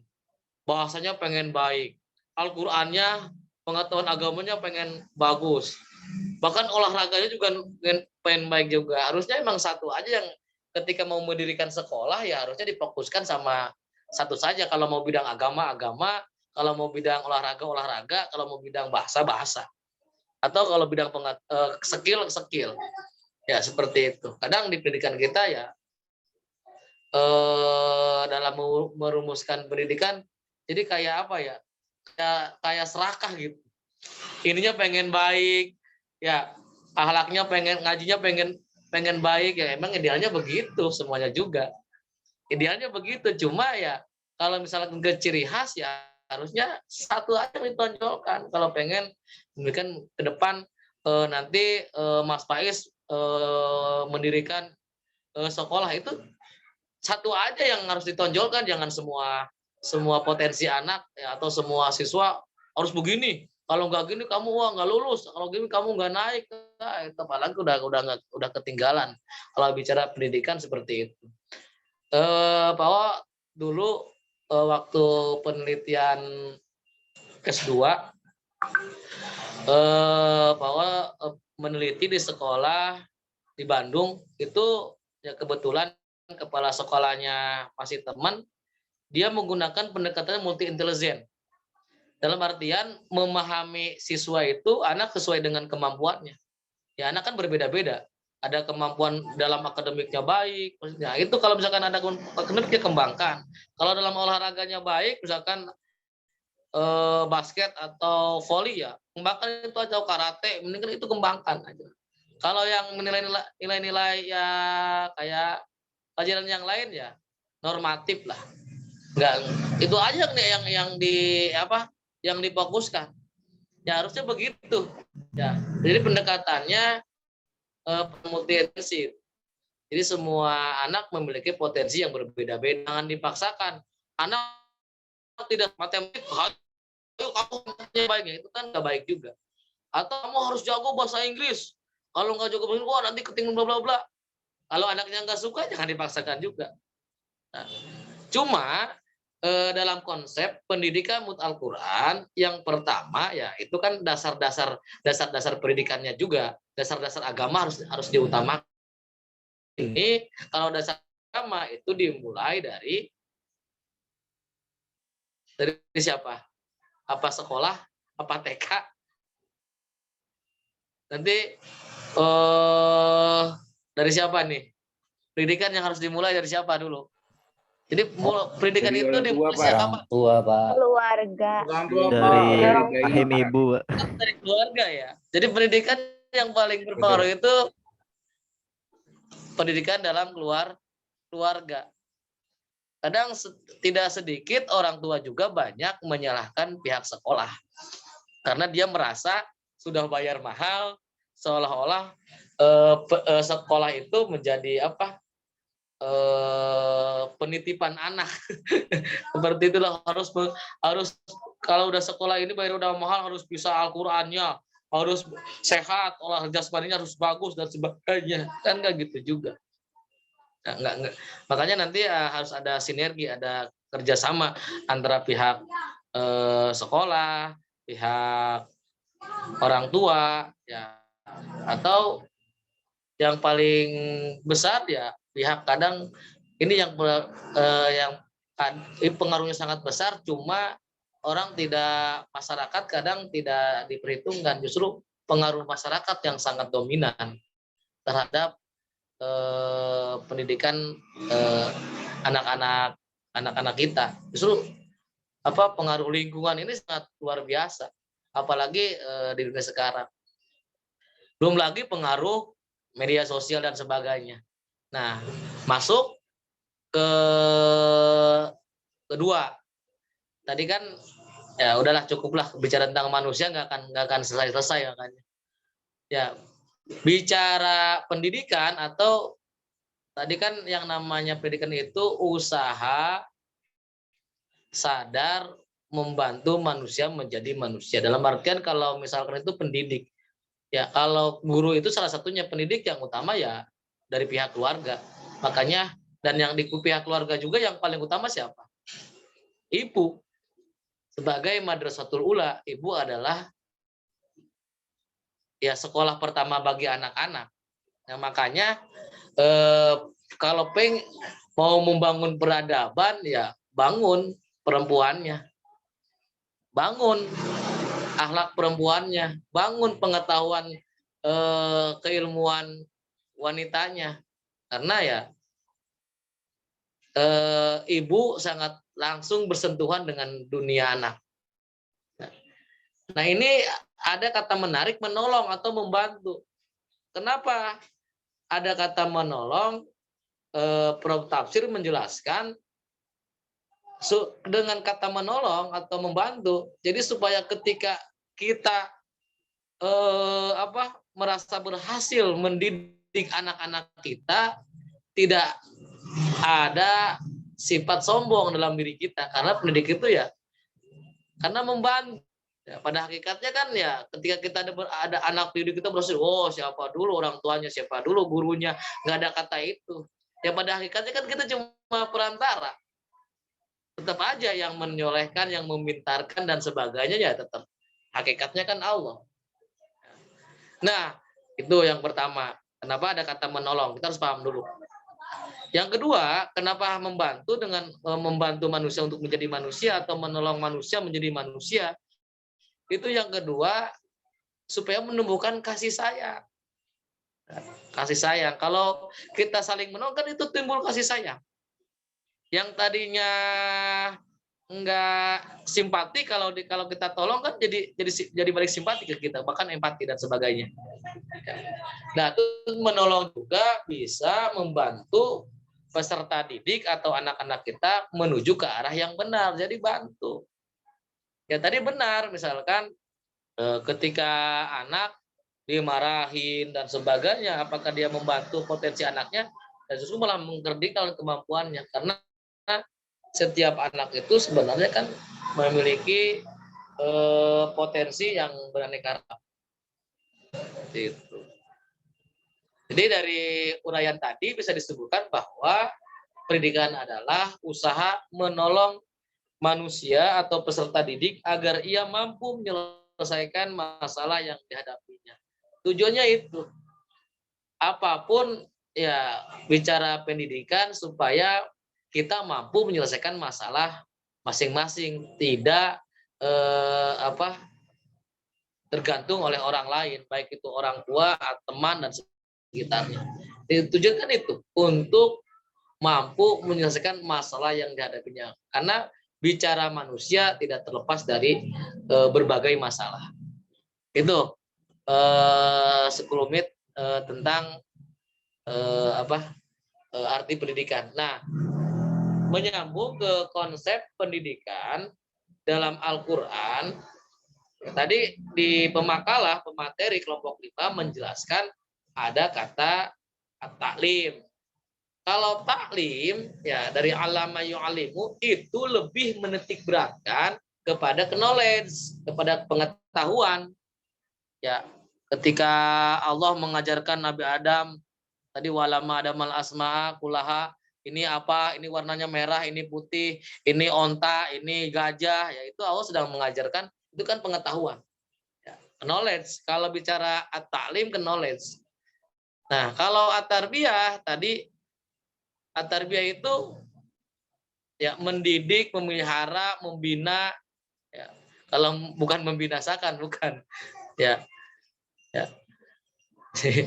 Ya, kalau mendidik ya membina. Mendidik sama dengan mengajarkan, sama dengan membimbing, sama dengan membina, melatih, mengarahkan, itu mendidik.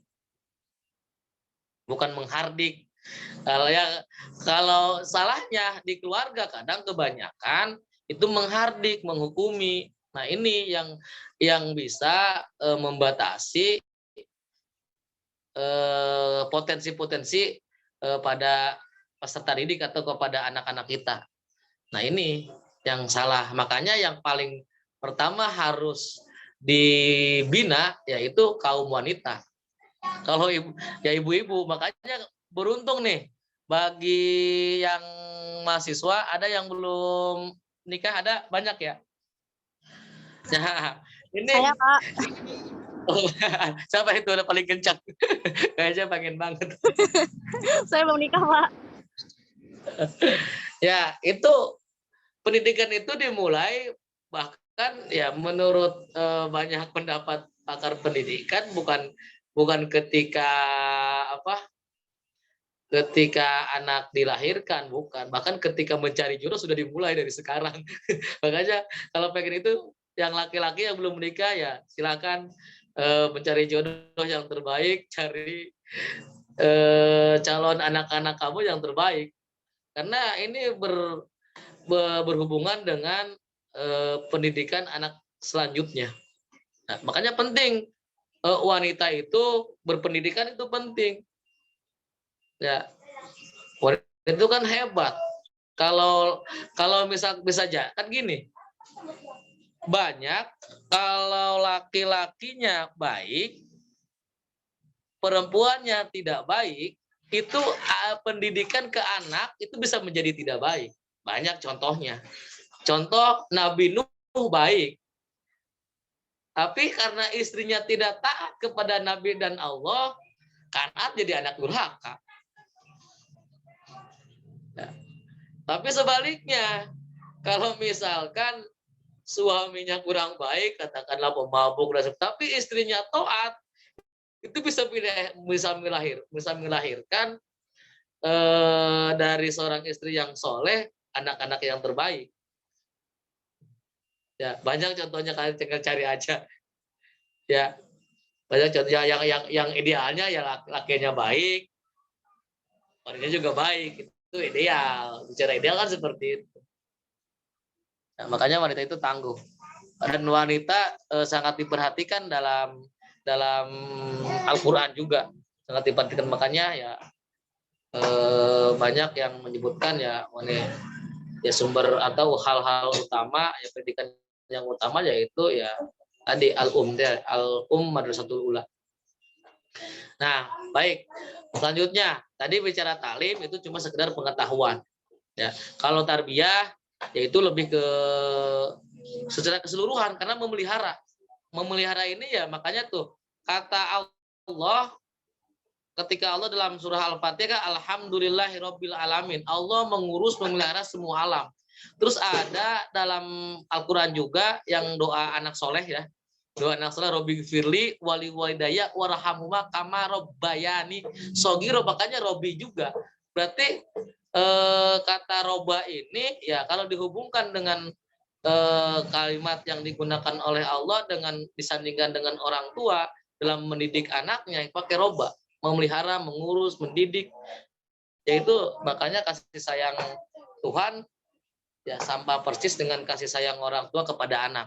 Makanya yang harus diutamakan yaitu pendidikan, misalkan di usia PAUD itu parenting, pendidikan keluarga itu juga penting. Dan jadi nanti tidak menyalahkan pihak atau lembaga pendidikan seperti itu. Nah, terus ada lagi at-ta'dib, ada bayu adibu, tadi hadisnya apa? Ada bani Robi Fahsan Ta'dibi ya. Jadi Rasul itu kenapa punya akhlak yang mulia? Ya karena langsung Allah yang mendidiknya, langsung ya via malaikat Jibril. Ya seperti jadi Allah langsung gurunya. Ya, kalau kita ya udah kebagian apanya ya jauh lah. Jauh. Nah itu ya kalau bicara ta'dib itu sama persis ya, ta'dib itu kan tadi udah dijelaskan ya, mendidik pun dalam artian ke akhlak, lebih ke akhlak. Nah, terus ada lagi dalam Al-Quran konsep pendidikan itu tazkiyah sebenarnya. Ya tuh. Tazkiyah ini ya merupakan proses pendidikan juga. Cuma kalau proses tazkiyah ini yang membersihkan diri ya dari perbuatan dosa, karena meyakini ilmu Allah itu ya, ilmu itu kan cahaya. Ya, Dan cahaya Allah tidak akan diberikan kepada orang-orang yang berlumuran dosa ya kayak kita lah. Makanya pendekatannya lebih ke spiritual. Contoh misalkan ketika seorang ustadz atau seorang guru sebelum memulai pendidikan berdoa itu kan udah mulai proses tazkiyahnya untuk pembersihan diri, penyerahan dulu ya, atau ya sebelum mulai misalkan punya wudhu itu kan udah luar biasa. Nah di sekolah itu udah jarang hal-hal seperti itu di pendidikan kita, justru adanya di pendidikan ya yang non formal, katakanlah pesantren atau majlis ya, itu lebih ke adabnya dulu ya, nggak langsung ositrak. Kalau lihat lah contoh misalkan nih, kalau lihat film-film kungfu Shaolin atau Ip Man pernah lihat kan film Ip Man ya Shaolin begitulah, sebelum dia ajar jurus ini jurus itu kan murid baru itu ya dia dituntut oleh gurunya, oleh guru Shaolinnya ya pengabdian dulu sampai diuji kesabarannya dulu, benar gak ini sungguh-sungguh mau belajar, kan seperti itu. Ini diuji kesungguhannya dulu sampai segitu dulu pendidikan. Contoh di pendidikan Shaolin misalkan ya, harus ngisi bak Shaolin yang semuanya banyak ratusan murid itu kan sampai berminggu-minggu, berbulan-bulan bahkan. Baru ke jurus-jurus dasar, nggak langsung. Sama, harusnya emang pendidikan itu yang diarahkan ke adab dulu, ke nilai-nilai spiritual dulu, tadi tazkiyun nafsnya dulu, pembersihan jiwanya dulu, seharusnya, idealnya. Seperti itu. Ya, kesimpulannya kalau at-ta'lim lebih menuju ke intelektual atau pengetahuan, kalau tarbiyah itu ke moral, ke akhlak, sama dengan ta'dib, nggak jauh beda, karena kan memelihara tadi, mengurus. Kalau at-tazkiyah itu lebih ke spiritual, ya, spiritual question. At-tazkiyah, at-ta'dib itu masuk di dalamnya. Seperti itu. Mungkin terlalu lewat jauh banget ini, nggak kerasa. Ada yang mau ditanyakan atau bagaimana? Terlalu panjang. Ini soalnya harus tuntas nih pemahaman arti filsafat pendidikan Islamnya, hakikat pendidikannya gitu, harus paham dulu. Ada yang mau ditanyakan atau bagaimana, atau udah lewat ini? Halo? Iya, halo Pak. Gimana? Apa ya Pak ya? Kepanjangan loh ya. Enggak apa-apa, seru kok Pak. Sampai jam 11 Pak. Soalnya ada bahwa sebentar ya, hari ini ada acara lagi. Ada acara lagi dari pagi udah. Nggak ada yang mau tanyakan atau gimana aja? Apa ya Pak ya? Pusing. Konselnya Pak. Udah kayaknya udah ngeheng dari pagi ini. Dari sore ya, di 4:30. Setiap hari 3 mata kuliah ya? Apa mata kuliah? 3 Pak. Besok 4 Pak. Minggu 4 Pak. Kalau minggu 4 ya. Masing-masing mending Pak daripada SMA Pak 7. Aduh, konslet bener itu. ya itu makanya Pak memberikan kebebasan kepada kalian ya, diantaranya itu ya supaya ya karena kalian sudah manusia dewasa ya, silahkan memberikan kebebasan dalam berpikir, dalam berpendapat ya. Kita tidak mencari kebenaran karena ya kalau kebenaran itu kan bisa relatif, bukan mencari ini yang benar, ini pendapat saya yang benar, bukan. Bisa jadi pendapat Kak Mas Budi, Mas Agus ya, Mas Andre Julio ini belum ngomong ini, Mas Andre Julio nih. Ya. Kebetulan di layar kelihatan. Ya, bisa jadi lebih benar. Kita nggak tahu, kita saling sharing aja makanya. Beda kalau misalkan apa, Pak? Sekolah itu kayaknya kita dijajah oleh guru. Harus begini kata A. Kalau enggak, wah salah kan saudara seperti itu. Iya itu bagaimana tuh Pak? Ya itu yang harus kan sebenarnya ya bagus konsep merdeka belajar kan bagus supaya siswa itu ya lebih merdeka dalam belajarnya, jangan terkungkung. Ya ada istilah apa, guru itu bukan dewa yang selalu benar kan begitu ya, dan murid itu bukan kerbau yang harus diginiin ya. Itu harus balance ya. Tadi kan ya kebutuhan manusia kan harus seimbang, ada kebutuhan jasmani dan rohani, harus diseimbangkan.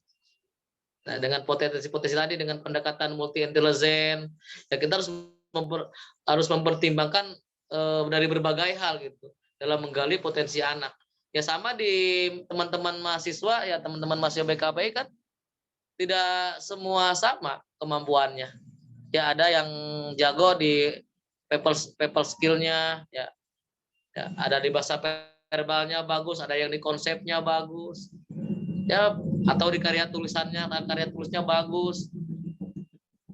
Ya, semuanya kan punya kelebihannya. Kelebihan ini ya tinggal dikembangkan. Kalau bisa kerjasama kan bisa menghasilkan sesuatu.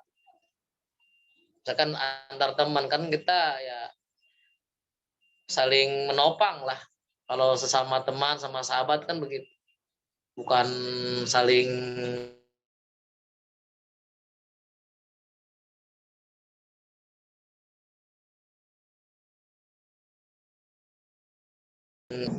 makanya kan sekarang dihilangkan tuh yang ranking, seolah-olah kalau anaknya pintar itu nilainya 9-10, wah dapat penghargaan. Udah nggak zaman sekarang.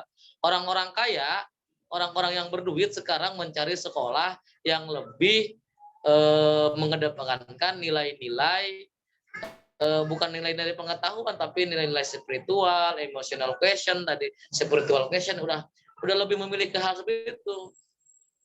Udah pengetahuan udah mulai nggak laku lah istilahnya, lebih ke skill. Itu orang kaya sekarang memilih sekolah seperti itu. Kalau masih orientasinya ke knowledge, ke pengetahuan, ya udah tertinggal.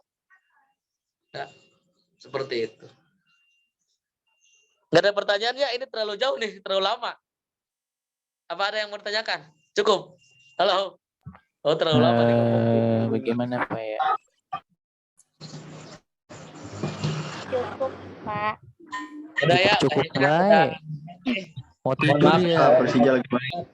Yang single harusnya malam mingguan, jadi malam mingguannya sama Pak Koko. Iya Pak, nemenin doi tidur ini saya Pak. Doi tidur online. Ya mudah-mudahan ya perkuliahan ini ya Tidur online. Sedih Pak, ya Allah Pak. Saya masih nemenin tidurnya online. Ya kita akhirnya aja ya, karena sudah terlalu larut dan terlalu banyak. Mohon maaf ya, mungkin mengganggu waktu istirahat kalian. Syukron kasirun ala ihtimamikum. Erul kalam. Wassalamualaikum warahmatullahi wabarakatuh. Waalaikumsalam warahmatullahi wabarakatuh. Alhamdulillah. Ngopi deh, Pak. Ayo lanjut bahas apa? Apa mau tidur? Program kerja kan belum dibahas. Aduh, baru mau tidur kok. Mbak Dewi. Si Mbak Dewi. Mas Algi masih Alginya. Apa?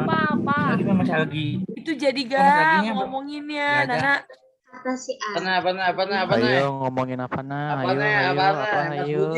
Budi jangan kabur. Tes. Saya pengen Jadi nanya dong. ngomongin proker gak, woy? Saya pengen nanya dong. Ya, Mas Budi mau nanya apa? Ini nanya. Sumpah ini kelas lama banget. Ih, Mari. tergila tau. Rame Apa? banget. Apa?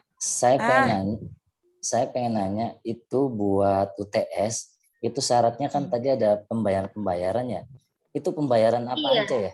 Pembayaran ini yang bulanan itu SPP ya? Apa bahasanya? Semacam SPP ya? SPP.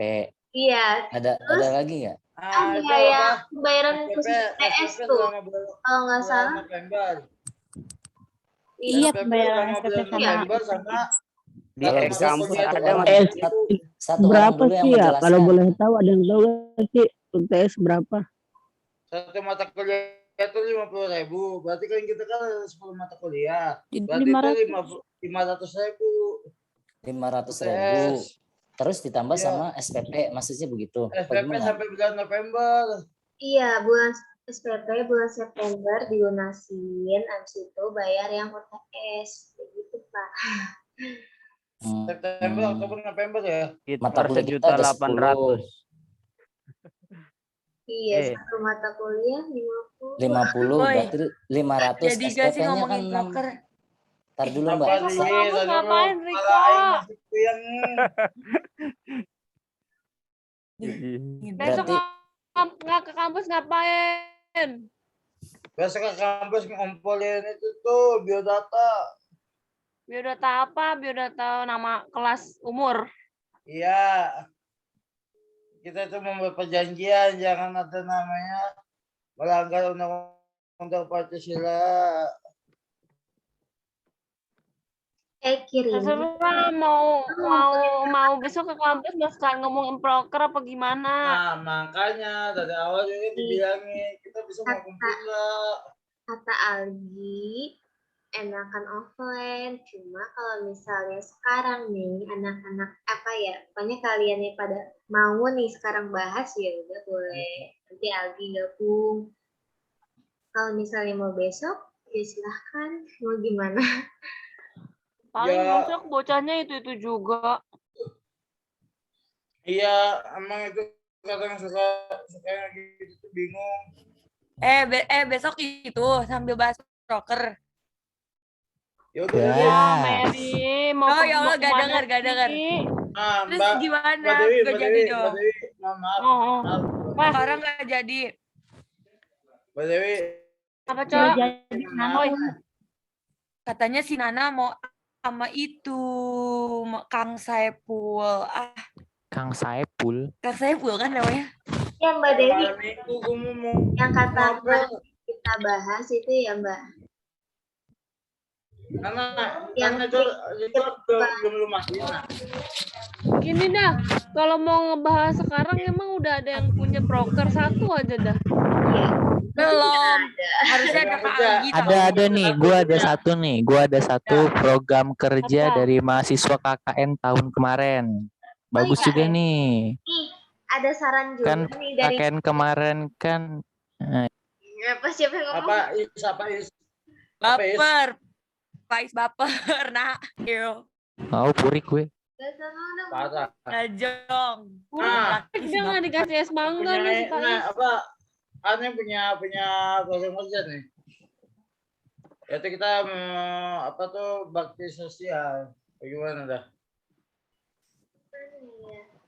Nah, klik. Seneng banget. Nih. Ay, berisik astagfirullahaladzim. Nah, soalnya gedean apa nak? Kayak jempolnya Riko no katanya gede. Iya. Astagfirullah, belum dimatiin.